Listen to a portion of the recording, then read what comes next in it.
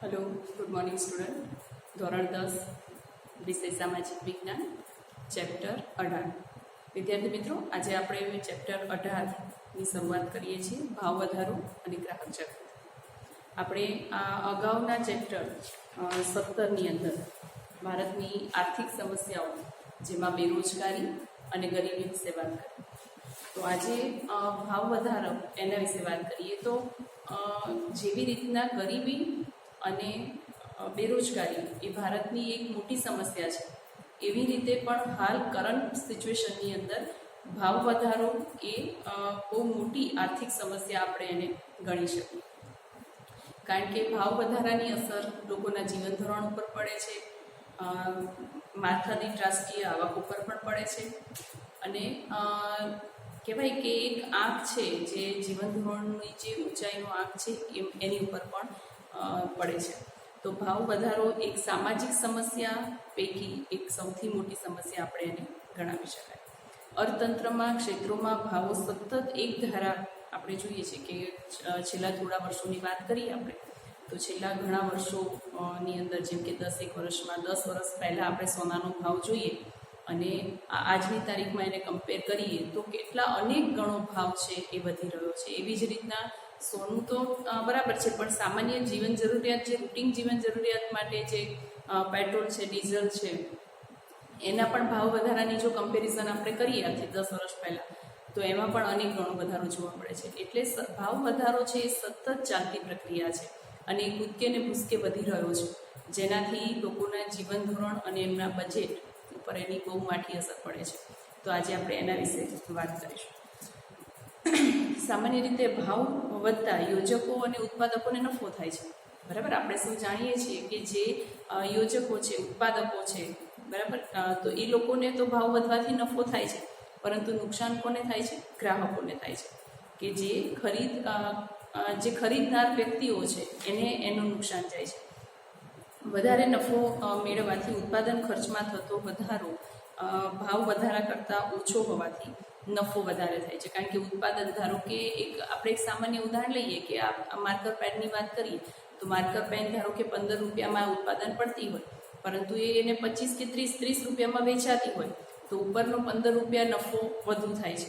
અને જેમ નફો વધારે થાય, ધારો કે હું આ માર્કર પેનની કોઈ ફેક્ટરી મેં ખોલી હોય, હવે હું આ પેન છે એ 15 રૂપિયાની પેન બને અને હું 30 રૂપિયામાં 35 રૂપિયામાં વેચું, તો ઉપરનો જે 20-21 રૂપિયા જે નફો થાય છે, તો એ નફા મારી પાસે જેમ નફો વધશે એમ મને એવા વિચાર આવશે કે હું હવે બીજી ફેક્ટરીની શરૂઆત કરું, બરાબર. એટલે કે જે નફા રૂપે મને નાણાં મળે છે, તો એનું રોકાણ હું બીજી જગ્યાએ કરવાનું સતત વિચારીશ.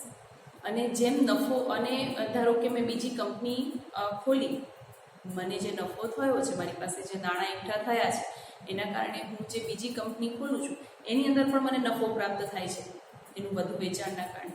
તો એ નફો છે એ હું પછી મારો જે શ્રમિક વર્ગ અથવા કારીગર વર્ગ હોય એની અંદર હું સરખા ભાવે એને બોનસ રૂપે કે પગારના વધારા રૂપે હું એની અંદર વહેંચી દઉં, બરાબર. હવે એ દરેક શ્રમિક વર્ગ છે એમની પાસે જેટલા પૈસા અત્યારે સુધી આવતા હતા સેલેરી રૂપે એના કરતાં વધારે આવે છે. એટલે એ જે વધારાના પૈસા છે એનાથી એમની ખરીદ શક્તિમાં વધારો થાય છે. આખી વસ્તુને આપણે સમજવું કે જે માલિક વર્ગ અથવા ઉત્પાદન વર્ગને જે નફો થાય છે એ પોતાના શ્રમિકો અને જે કારીગરો છે એમના વચ્ચે એક સરખા ભાગે એને વહેંચી દે છે.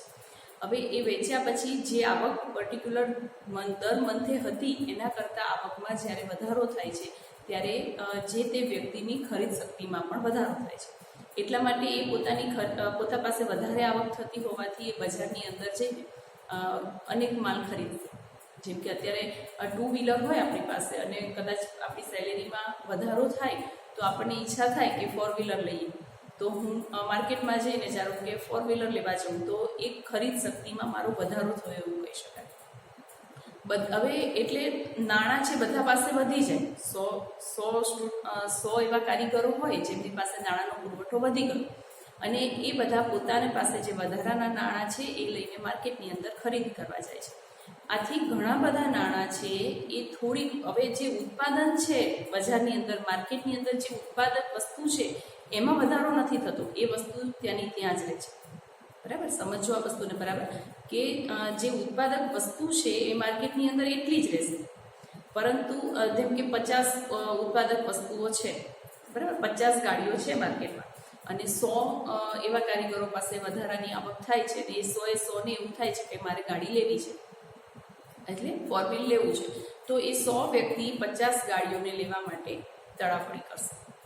એટલે કે ઘણું બધું નાણું થોડીક વસ્તુની પાછળ દોડશે. અને આ જે ઘણું બધું નાણું થોડી વસ્તુની પાછળ દોડે ત્યારે ભાવ વધારો થાય, અને આ જે પરિસ્થિતિ છે એને ફુગાવાજન્ય પરિસ્થિતિ આપણે કહીશું. આને બહુ સરળતાથી સમજી શકાય એવું છે કે ફુગાવાજન્ય પરિસ્થિતિ એટલે શું, તો જ્યારે ઘણું બધું નાણું થોડી વસ્તુઓ પાછળ એને પકડવા દોડે માર્કેટની અંદર. અને જ્યારે આપણે એક વસ્તુ સામાન્ય ખબર છે કે જે વસ્તુ ઓછી હોય માર્કેટમાં હંમેશા એનો ભાવ કેવો હોય, વધારે. એટલે કે જે વસ્તુ ઓછી હોય અને એને ખરીદવાવાળા ઘણા બધા હોય તો એનો ભાવ, એની વેલ્યુ છે હંમેશા વધી જાય. એટલે ભાવ વધારો થવાનું એક મુખ્ય કારણ આ પણ કહી શકાય. એક આખું ચક્ર છે કે જેમ અમુક પ્રોડક્ટ છે એને ખરીદવા માટે એક પ્રોડક્ટ હોય એને ખરીદવાવાળા 3 હોય તો એની વેલ્યુ ઓટોમેટિક વધી જવાની. બરાબર, 10 લાખની ગાડી હોય ને એને ખરીદવાવાળા બીજા ઘણા બધા હોય તો પછી એ ઉત્પાદક છે એને પણ એવું થાય કે 10 લાખના બદલે હું 11 લાખ કહીશ તો 3માંથી જેને પોસાય એ લઈ જશે.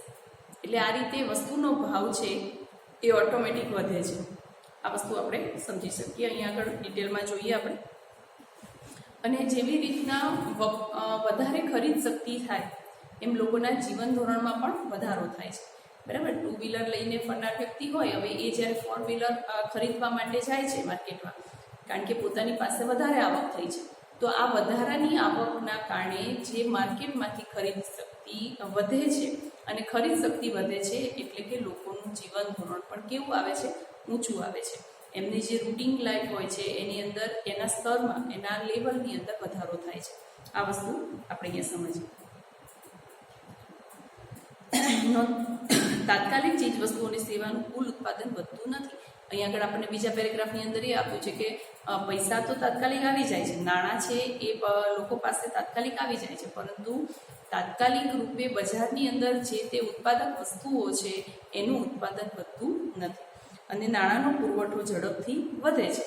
આમ ખૂબ જેમ મેં કીધું એમ જ કે ઘણા બધા નાણાં છે એ થોડીક વસ્તુને પકડવા પાછળ દોડે છે, અને આ જે પરિસ્થિતિ છે એને ફુગાવાજન્ય પરિસ્થિતિ કહેવાય છે. અને આ જે ફુગાવાજન્ય પરિસ્થિતિના કારણે હંમેશા વસ્તુનો ભાવ છે એ હાઈ થતો જાય છે. ભાવ વૃદ્ધિના કારણો અહીંયા આપણને આપ્યા છે કે ભાવ કેમ વધે છે. કોઈ પણ વસ્તુ છે એના ભાવમાં વૃદ્ધિ કયા કયા કારણોને લીધે થાય છે.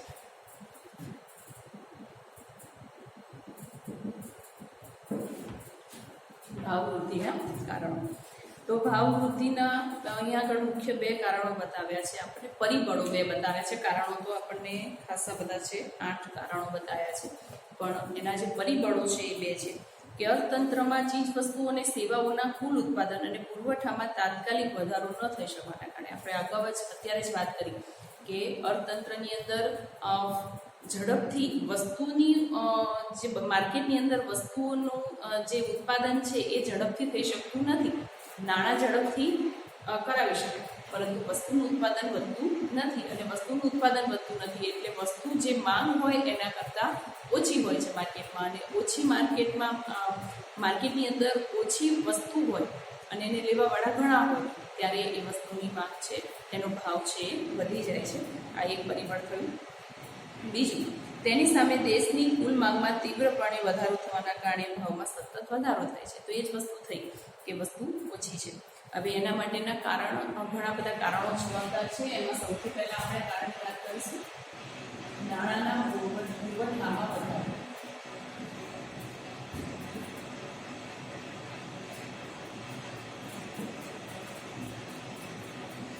નાણાંના પુરવઠામાં વધારો. નાણાં છે એના પુરવઠામાં 3 રીતોથી વધારો થાય. એક તો બજારની અંદર એ ખાદ પુરવણી, પહેલું કહેવાય ખાદ પુરવણી દ્વારા, એટલે કે નવા નાણાંનું સર્જન થાય. કોઈ પણ દેશ છે, આપણને એ ખબર છે કે આપણને એક પ્રશ્ન એવો થતો હોય કે જ્યારે નોટો છાપવાની મશીન છે એ સરકાર પાસે હોય, બરાબર, તો કોઈ પણ દેશ ગરીબ સાથી રહે, બરાબર, એ પોતાને જોઈતી હોય, પોતાના દેશના નાગરિકોને જેટલી જોઈતી હોય એટલી એ નોટો કેમ છાપી ના શકે? પરંતુ એનો એક નિયમ હોય છે કે એ દેશની અંદર કુલ સોનાનો જેટલો જથ્થો હોય એનું જે આર્થિક નાણાકીય રૂપે જે બેલેન્સ થતું હોય એટલા જ બેલેન્સની એ નોટો છાપી શકે, બરાબર. એક આવું રીઝન હોય છે.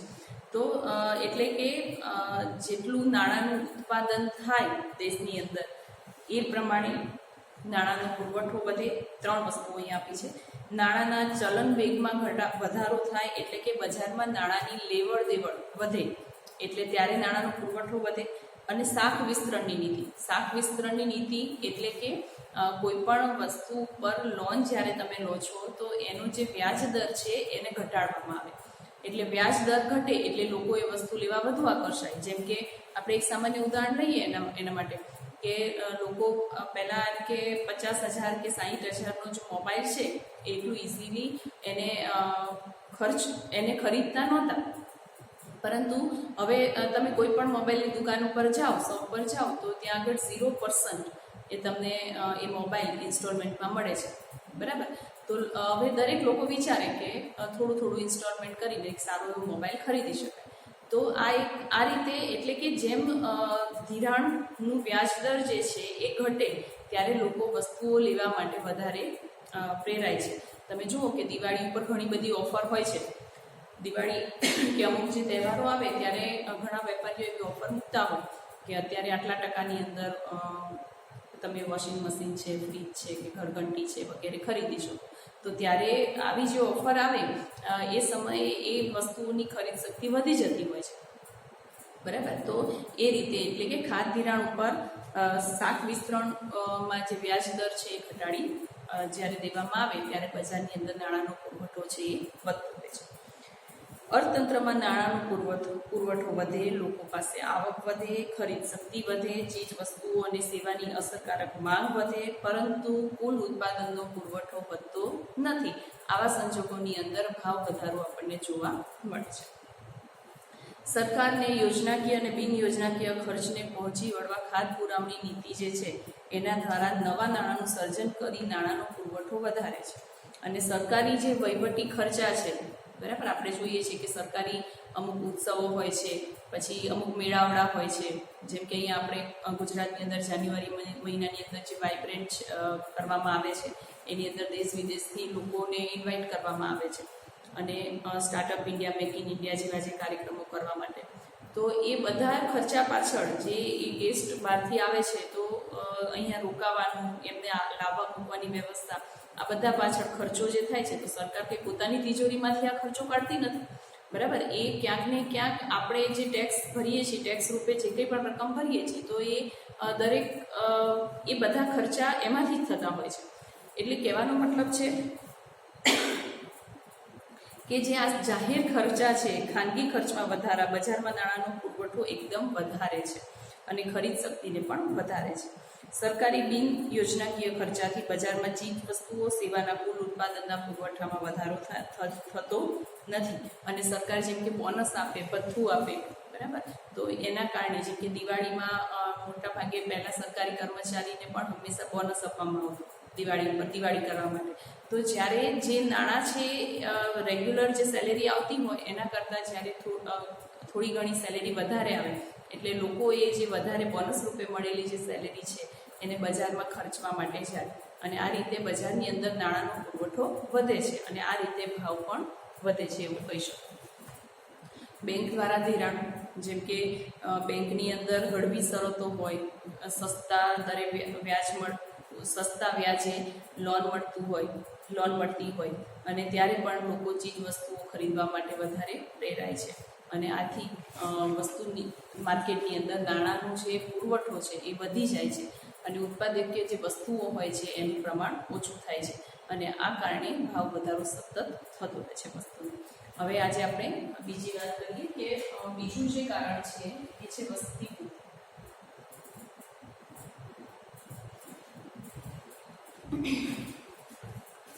વૃદ્ધિ.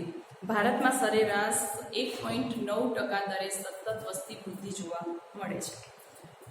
ભારતની કુલ વસ્તી 2011ની અંદર 121 કરોડ હતી, બરાબર. 2001થી દેશની અંદર એટલી ઝડપથી વસ્તી નો વધારો જોવા સતત મળે છે. અત્યારે તો કદાચ 140 કરોડ કે 145 કરોડની આજુબાજુ કદાચ વસ્તી વધારો થયો હશે. હવે દર 5 વર્ષે વસ્તી ગણતરી થાય છે. 2021ની અંદર વસ્તી ગણતરી થશે, એના ઉપરથી અંદાજ આવશે આપણે કે કેટલી દેશની વસ્તી છે એ વધી. તો જેમ દેશની વસ્તી વધે એમ લોકોની જીવન જરૂરિયાતો પણ વધે છે અને એ જીવન જરૂરિયાતો વધવાથી માર્કેટની અંદર એ વસ્તુની માંગ પણ વધે છે. પરંતુ વસ્તી જેટલા પ્રમાણમાં વધે છે એટલા પ્રમાણમાં એ જે વસ્તુઓ જે છે એનું ઉત્પાદન થતું નથી અને આના કારણે વસ્તી વધવાના કારણે વસ્તુની માંગ વધવાથી એ જે વસ્તુ છે એનો ભાવ વધી જાય છે અને વસ્તુની અછત સર્જાય છે અને ભાવ વધારો જન્મ લે છે. એટલે વસ્તી વૃદ્ધિ છે એ પણ ભાવ વધારા માટેનું એક કારણ કહી શકાય. નિકાસમાં વધારો. વિદેશી બજારમાં દેશ પેદાશોની માંગમાં વધારો થવાથી સરકાર દ્વારા નિકાસને વધારે પ્રોત્સાહન આપવામાં આવે છે. જેમ કે આપણા દેશની અંદર જે મુખ્યત્વે કહી શકાય બીજું આપણે પોઈન્ટ લઈએ, નિકાસમાં વધારો. કે વિદેશોની અંદર આપણને ખબર છે કે મરી મસાલા છે, તેજાના છે, ગળી છે, કાપડ છે, રેશમી કાપડ છે, મલમલ છે, આ બધા એવી વસ્તુઓ છે કે જે બહારના માર્કેટની અંદર એની ખૂબ જ માંગ છે. તો સરકાર નિકાસ માટે પ્રોત્સાહન આપે છે સતત અને આથી આપણી જે વસ્તુ છે એ આપણા દેશની જેટલી જરૂરિયાત છે એના કરતાં એ બહારના દેશોની અંદર નિકાસ કરવામાં વધારે આવે છે. આના કારણે શું થાય છે કે એ જે તે વસ્તુ છે એની અછત દેશની અંદર સર્જાય છે. જ્યારે બહારના દેશની અંદર બહારના જે દેશો છે ત્યાં આપણી વસ્તુ વધારે નિકાસ કરવામાં આવે છે, ત્યાં મોકલવામાં આવે છે અને જે તે આપણા દેશની અંદર આ વસ્તુની અછત સર્જાય છે. તો વસ્તુની અછત સર્જાય એટલે એનું જે કનેક્શન છે એ ડાયરેક્ટ ભાવ વધારા સાથે છે, એ આપણે સમજી શકીએ છીએ. તો આ રીતે નિકાસમાં વધારો એ પણ ભાવ વધારાનું એક ડાયરેક્ટ કારણ આપણે એને કહી શકાય. કાચા માલની ઊંચી કિંમતે પ્રાપ્તિ, આ ચોથું કારણ છે.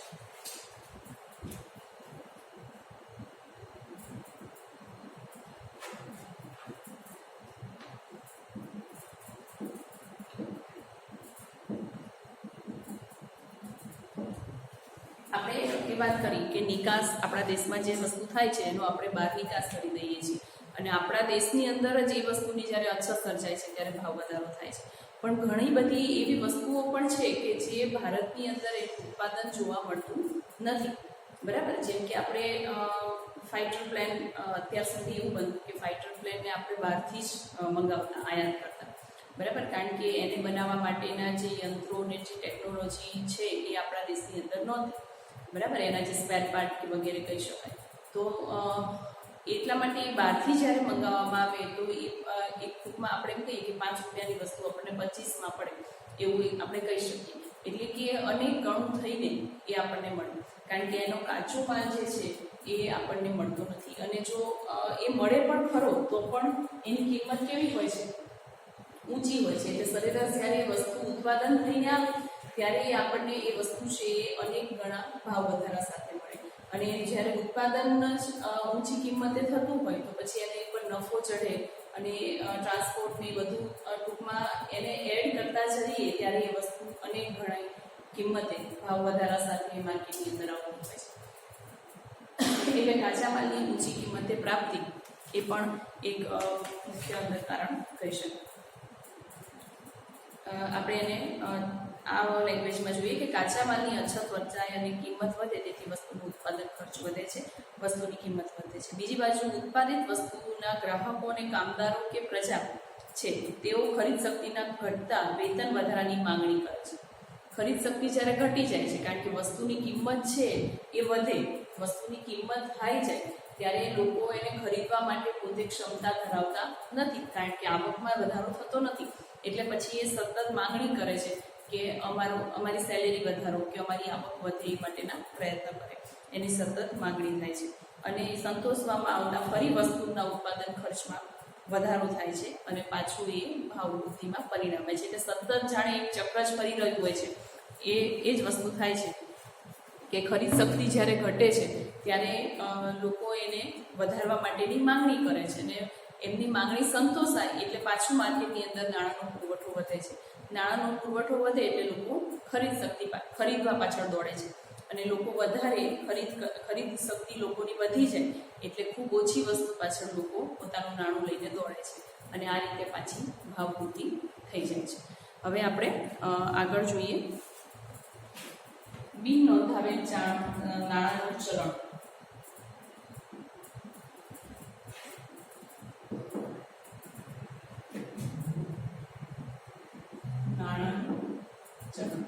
બિન નોંધાવેલ નાણાંનું ચલણ તો કાળું નાણું. આપણે સૌ જાણીએ છીએ કે આપણે કોઈ પણ વસ્તુ ખરીદી, ચાહે રૂપિયાની ચોકલેટ હોય કે કોઈ પણ ઊંચી કિંમતની વસ્તુ હોય, તો એ દરેક કિંમત પાછળ આપણે સરકારને ટેક્સ આપતા હોઈએ છીએ, બરાબર. જેમ કે એના બદલામાં સરકાર આપણને રોડ સર્વિસ આપે, લાઇટિંગ આપે, ટૂંકમાં બધી જ ફેસિલિટી પ્રોવાઈડ કરે, ચાહે એ બસ હોય, રેલવે હોય કે કોઈ પણ જાતની સેવા હોય. તો આ જે સેવા છે એ સરકાર આપણને એટલા માટે આપે છે, એ આપણા જ પૈસે હોય છે કે આપણે જે નાણાં ટેક્સ રૂપે એટલે કે જકાત રૂપે આપીએ છીએ. તો ઘણા બધા વેપારીઓ એવા હોય છે કે એ પોતાની આવકને નોંધાવતા નથી હોતા, બરાબર. એટલે કે આવક જે ખરેખર એમની આવક છે, એક ઉદાહરણ લઈએ કે ભાઈ વર્ષે ધારો કે વાર્ષિક આવક કોઈ વેપારીની 7 લાખ છે, બરાબર, પણ એ પોતે કોઈ પણ રીતે ગોટાળા કરી અને ચોપડા પર નોંધાવે છે કે 4 લાખની આવક છે. તો એ જે બિન નોંધાયેલ આવક જે છે, જેને કાળું નાણું આપણે કહીએ છીએ, એટલે બ્લેક મની, બરાબર. આ શબ્દ બ્લેક મની શબ્દથી આપણે બહુ પરિચિત છીએ કે ખરેખર જેટલી આવક હોય એ કોઈ રજિસ્ટ્રેશન એનું કરાવવામાં આવતું નથી અથવા ઓન પેપર એને બતાવવામાં આવતી નથી.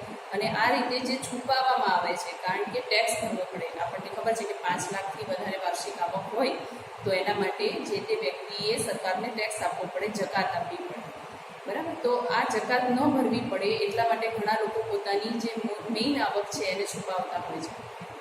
તો આ જે છુપાવેલી આવક છે એટલે કે જેને નોંધણી કરવામાં આવી નથી એવી જે આવક છે એને કાળું નાણું એટલે કે બ્લેક મની તરીકે આપણે ઓળખીએ છીએ. હવે જોઈએ કે અહીંયા શું લખ્યું છે, સરકારને ચૂકવવા પાત્ર તથા કરવેરમાંથી બચાવવા કેટલાક આર્થિક વ્યવહારોને હિસાબી ચોપડે નોંધવામાં આવતા નથી. કેટલાક લોકો પોતાની ઊંચી આવક કે વધારાની આવક છુપાવે છે. આમ હિસાબી ચોપડે નહીં નોંધાય અને જેના પર કરવેરો ચૂકવવામાં આવ્યો નથી એવી જે રકમ છે એને કાળું નાણું કહેવામાં આવે છે. લોકો છે એ કાળા નાણાં દ્વારા ટેક્સની ચૂકવણી કરતા નથી અને નાણાંનો સંગ્રહ કરવાને બદલે ઝડપથી વહેલી તકે વાપરી કાઢવાનું વલણ ધરાવે છે. આ જે કાળું નાણું હોય છે, ઘણી વખત આપણે એવા શબ્દ પણ સાંભળતા હોઈએ છીએ કે કોઈ ફલાણા મંત્રીના ત્યાં કે કોઈ ફલાણા વેપારીના ત્યાં રેડ પડી અને ઘણું બધું બ્લેક મની હાથમાં આવ્યું. તો આવા ડરથી કે એ જે છુપાવેલી આવક છે, જે બ્લેક મની છે, એ પકડાઈ ના જાય એટલા માટે એવા ડરથી એ જે નાણું છે લોકો વહેલી તકે વાપરી નાખવાનું પસંદ કરતા હોય છે. આપણને ખબર છે કે જ્યારે 2000ની નોટ બંધ કરવામાં આવી તાત્કાલિક ધોરણે 8 ડિસેમ્બરે, તો એ દિવસે રાતોરાત સોનીની દુકાને આખી કેટલી મોટી લાઈન હતી સોનું ખરીદવા માટેની, કારણ કે ઘણા લોકો એવા પૈસા ભેગા કર્યા હતા, એવા મની ભેગા કર્યા હતા કે જેને એ બેંકમાં જમા કરાવી શકે એમ નહોતા. તો એટલા માટે ખરીદી માટે એ સોનીના ત્યાં એટલી લાઈનો લગાવવામાં આવી. તો આ બધી બ્લેક મની છે. તો લોકો ટૂંકમાં જે બ્લેક મની હોય એને ક્યાંય નોંધાવી શકતા નથી એટલે વહેલી તકે એને વાપરી નાખવાનું પસંદ કરે છે અને પાછું એ જ ચક્ર શરૂ થાય છે કે ખરીદ શક્તિ વધે છે અને બજારની અંદર જે તે વસ્તુની માંગ છે એ વધી જાય છે, પરંતુ એનું ઉત્પાદન વધતું નથી. એટલે એ વસ્તુની માંગ છે એ વધે અને ઉત્પાદન ન હોય એટલે એ વસ્તુની જે ભાવ છે એ ખરેખર જેટલો એવરેજ એના ભાવ હોય એના કરતાં એ ભાવ છે વધી જતો હોય છે. તો આ પણ કાળું નાણું પણ એ ભાવ વધારા માટે એક પોષક પરિબળ આપણે ગણાવી શકીએ.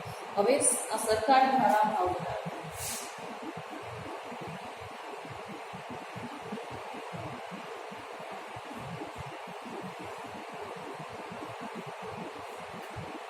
સરકાર દ્વારા ભાવ વધારો એ સરકારો વખતો વખત અમુક વહીવટી આદેશ બહાર પાડે છે, જેમ કે પેટ્રોલિયમ પેદાશો છે, અમુક એવી જે પેદાશો છે કે જેમાં સરકાર ડાયરેક્ટ ભાવ વધારો કરે છે. તો પેટ્રોલિયમ પેદાશ છે, અન્ય ચીજ વસ્તુઓ છે, કૃષિને ઉત્પાદનને લગતી જે પેદાશો છે, ખાદ્ય પુરવણી જે છે એ બધામાં સરકાર દ્વારા આદેશ આપવામાં આવે છે અને એનો ભાવ વધારવામાં આવે છે. કુદરતી પરિબળો.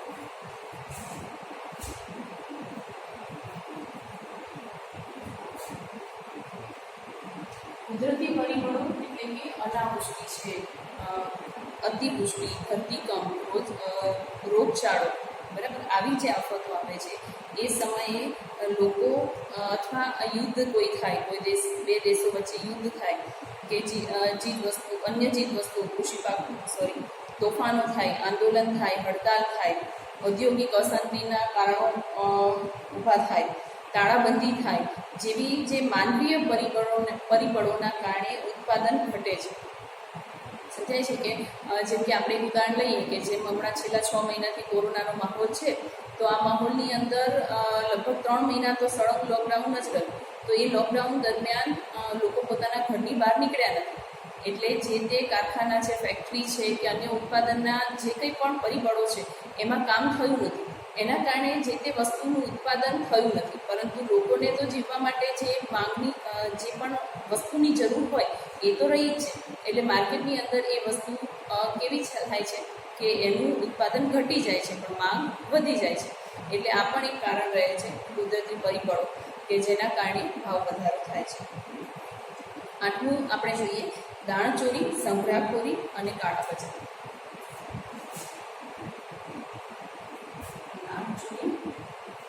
પહેલાં તો સૌ પ્રથમ આપણે જોઈ લઈએ કે દાણચોરી એટલે શું. તો કેટલીક વખત આયાત જકાતના ઊંચા દરો હોય છે, બરાબર. આપણે આપણા દેશની બહાર કે રાજ્યની બહાર કે શહેરની બહાર જ્યારે કોઈ પણ વસ્તુને મોકલીએ અથવા કોઈ પણ એવી પ્રોડક્ટ છે જે ટ્રાન્સપોર્ટ દ્વારા બહારના રાજ્યોમાંથી કે બહારના શહેરમાંથી આપણા શહેરમાં લાવીએ છીએ, ત્યારે પર્ટિક્યુલર સરકારે એની પર જકાત નાખેલો છે એ દરેક વસ્તુ પર. તો એ જકાત ન ભરવો પડે એટલે ઘણા લોકો એવી યોજનાઓ કરીને એવી પ્રવૃત્તિઓ કરતા હોય છે કે જકાત ભર્યા વગર એ વસ્તુને દેશની અંદર લાવે અથવા રાજ્ય કે શહેરની અંદર લાવતા હોય છે. અને ઘણી વખત એવી વસ્તુઓને બહારના દેશોમાં કે બહારના રાજ્યોમાં કે બહારના શહેરોની અંદર મોકલતા હોય છે. તો આવા પ્રકારે જે ચોરી એટલે કે જકાતની ચોરી કરીને જે વસ્તુની લેવડ દેવડ કરવામાં આવે તો એને આપણે દાણચોરી કહીએ. 1 માર્ક્સની અંદર આ પ્રશ્ન પૂછાઈ શકે કે દાણચોરી એટલે શું. તો જકાતની ચોરી, જે જકાત ભરવાની હોય એ ભર્યા વગર કોઈ પાછલા રસ્તે કે બીજી કોઈ પણ પ્રવૃત્તિ કરીને જકાત ભર્યા વગર જ્યારે એ માલ સામાનને લાવવામાં આવે છે ચોરી છૂપીથી. વિદેશી માલ, અને આનાથી શું થાય છે કે વિદેશી માલ દેશમાં ઠલવાય છે, જેને આપણે દાણચોરી તરીકે ઓળખીએ છીએ. હવે બીજું છે સંગ્રહખોરી.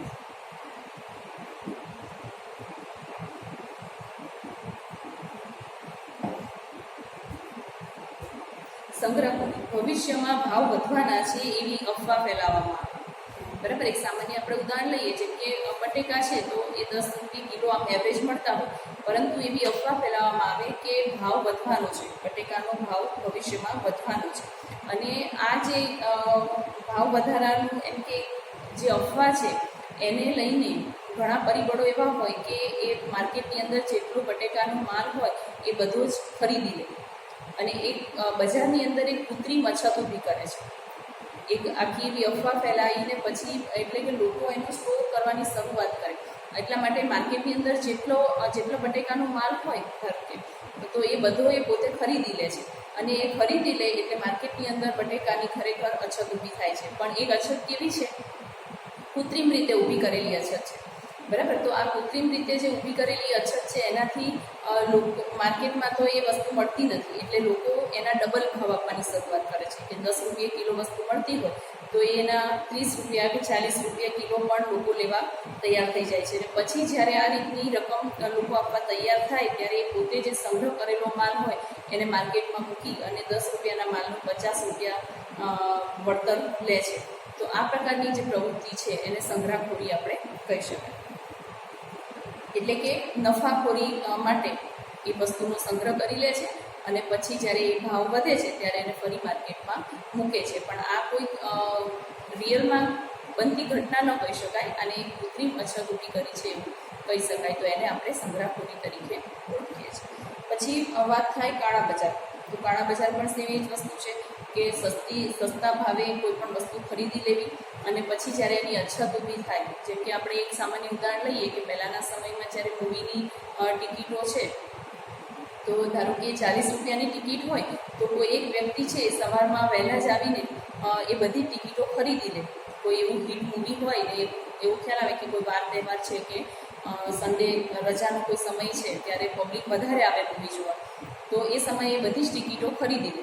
અને પછી જ્યારે હવે કોઈ પણ વ્યક્તિ છે એ જ્યારે ટિકિટ ખરીદવા આવે તો ટિકિટો ખલાસ થઈ ગઈ હોય તો એ 40 રૂપિયાની કે જે પણ ધારો કે 200 રૂપિયાની એક ટિકિટ હોય તો એને પછી 400માં અને 500માં એ વેચે, તો એને બ્લેક કાળા બજાર પણ કહેવાય, બરાબર.